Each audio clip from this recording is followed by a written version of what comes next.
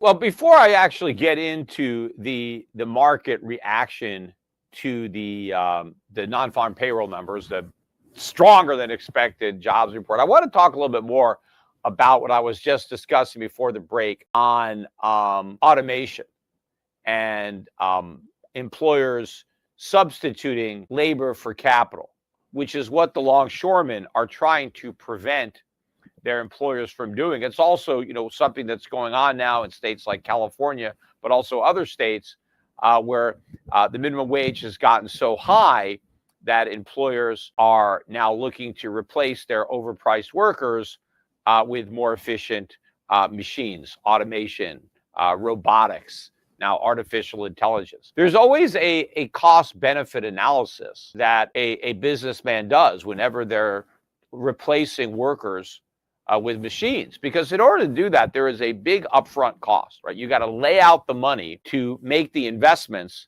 in the capital equipment that will replace the workers. And then, of course, you have to depreciate that equipment, but you figure out what the cost is of implementing your labor-saving devices. And then you compare that to the benefit you get by eliminating the workers.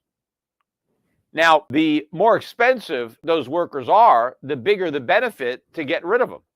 And so when the government comes in and says, oh, we're going to increase the minimum wage of unskilled workers to $15 an hour, $20 an hour, $25 an hour, they greatly skew that cost benefit analysis in favor of layoffs and automation. I mean, maybe if I can pay the workers $10 an hour, it doesn't make any sense. It's not a smart move to invest the money in automation. I'm better off just paying my workers. But now if I have to pay those same workers $20 an hour, they're no more productive. I just have to pay them twice as much because the government passed some law. Well, now it may be cheaper to fire them all and replace them with machines, especially since the cost of the automation tends to go down. There's always advancements.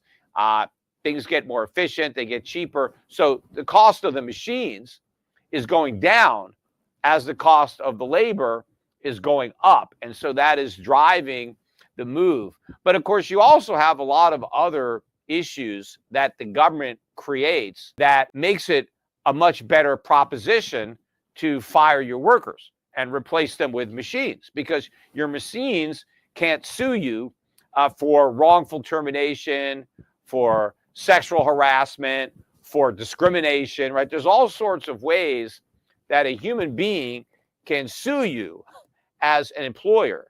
And that just adds to the cost of employing people. And it adds a big uncertainty. It adds to potential legal liability. And it's not just, when you hire somebody, it's not just that you have to worry about, maybe I say something, I'm the boss, and I say something that offends one of my employees, and I get sued. No, it's not just that. I get sued if one employee offends another employee, even if I got nothing to do with it, right? I'm the one that gets sued because I'm the employer of the employee who offended the other employee. I'm just the innocent guy who happened to create these jobs, and no good deed goes unpunished.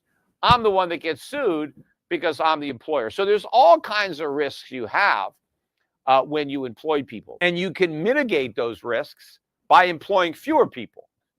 And so that's what automation allows you to do. And of course, now that we're getting the artificial intelligence, a lot more jobs that government regulation is increasingly making more expensive to employers, you're going to have even more of a motivation to replace those workers with machines. So that's what's going on. And they know that at the Longshoremen's Union, they realize that, this 62% pay hike is a big number. And that's going to mean that a lot of the analysis that these ports are doing on should we invest in automation and fire all these workers, now maybe it pencils out.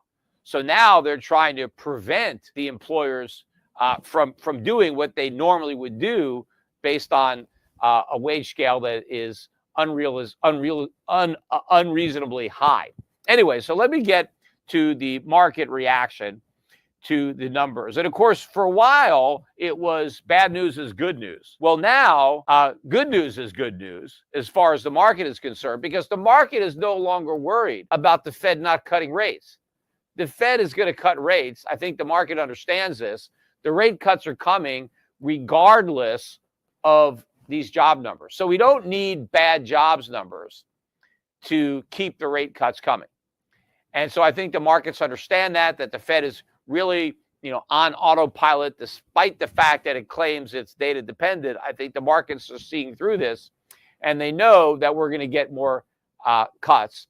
And also, they probably realize that, they know that these numbers are probably going to get revised, and they probably don't, put as much weight into this so-called booming economy. And again, it's not really booming. It's not a lot of jobs that were created anyway, even superficially. But the markets rallied. And in fact, all the major stock markets had a positive day. They were going to have a negative week. This was going to be the first week of the fourth quarter. And the indexes were all in negative territory until today. So today, everything got bailed out. The Dow was up about 350 points, and that was good for about a 0.5% rise on the week. S&P not up quite as much. It eked out a 0.2% gain on the week. NASDAQ up 0.3%. Again, all that today. I think the NASDAQ was up 1.2% today. So prior to today, it was negative. But, this report caused the market to rally. The only major index that was down was the Russell 2000. That was down 0.2. But what was really interesting to me was a few of the other markets. Oil rose 9.5%, almost 10% on the week. And I was talking on this podcast about how cheap oil was and how I didn't expect it to stay cheap. And I pointed out in terms of gold, it was basically a record low. And so oil prices ended up about $74.50. They closed last week about $68. So I think we've broken out of that downtrend. I mean, part of that had to do with hostilities with Israel and Iran and the potential for an escalation there. That may have just been the catalyst to break the downtrend.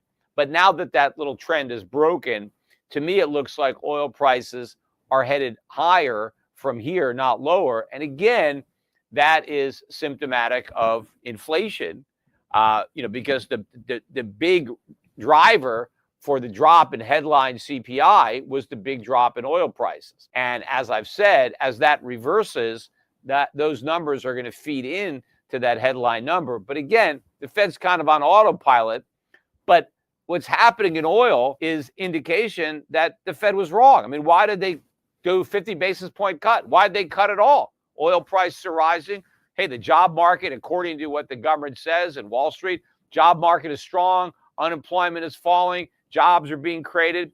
There were some other numbers that came out this week in the service sector that were stronger than expected. All the manufacturing numbers were weak. In fact, I have some of those. The factory orders were minus 0.2 in August. They were supposed to rise by 0.2. So that was a weak number.